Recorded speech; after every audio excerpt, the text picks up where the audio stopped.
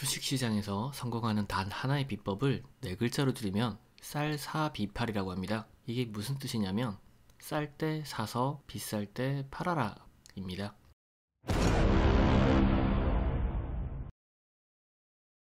주가는 결국 실적에 수렴한다, 또는 주가는 결국 기업 가치에 수렴한다는 말은 다들 들어보셨을 겁니다. 그러므로 우리가 주식을 살 때는 실적에 비해서 싼 주식을 사서 가지고 있다가 이 주식이 실적에 맞는 가격이 오거나 그 이상의 가격이 되어서 비싸지면 팔고 이익을 보면 필승 전략이 되겠죠. 그런데 이 실적에 맞는 가격, 즉 싸다는 걸 어떻게 판단할까요?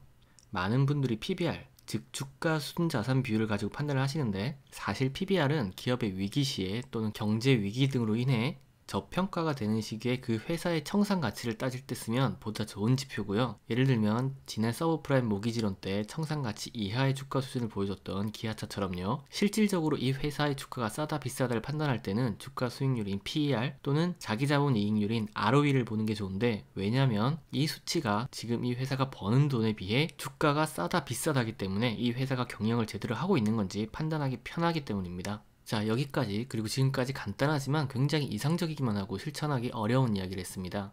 여기까지만 들으면 뭐 주식 투자 쉽죠? 쌀 때 사서 비쌀 때 팔고 이렇게 뭐 뚝딱뚝딱 잘 되면 투자자들 다 손실 없이 이익 보고 주식 투자의 필승 전략인데 다들 금방금방 주식 부자 되겠네요, 그죠? 그런데 이 싸다 비싸다를 판단하는 게 맞냐 틀리냐를 생각해보면 이게 생각처럼 쉽지가 않은 상황이 올 때가 있습니다. 아까 말씀드린 PER 또는 ROE가 상승할 예정이라면 너무도 뻔히 상승할 거라는 판단을 하면 옳은 판단이 되겠지만, 기업들의 실적이 하락할 게 뻔하고 국가 경제도 더 안 좋아질 게 뻔한데 풍부한 유동성, 즉 돈의 힘으로 주가가 상승되는 상황은 예측하기가 굉장히 어렵거든요. 즉 비싸서 팔아야 되는 상황으로 판단을 했는데 이 유동성 때문에 싸서 사야 되는 상황이 되어버리는 걸 예측하는 건 어렵다기보다는 불가능에 가깝죠. 그런데 이런 상황은 언제 일어날까요? 이런 현상은 많은 현금을 바탕으로 한 유동성 공급을 하는 주체가 생겼을 때 나타난 건데, 가까운 과거는 얼마 전 연말 외국인의 폭풍 매수 때, 그리고 작년 9월엔 연기금의 힘으로 나타났었죠.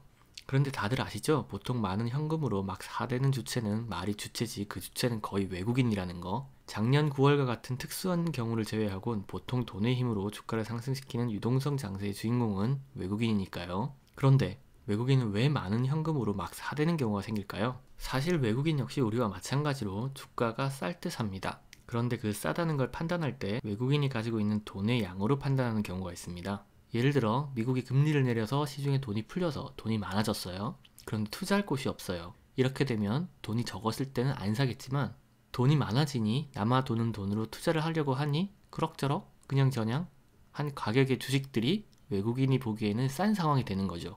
많은 돈 때문에. 이렇게 우리는 가만히 있고 넌 그 자리에 그대로 있지만 널 보는 시선은 달라지는 그런 상황이 되는 겁니다.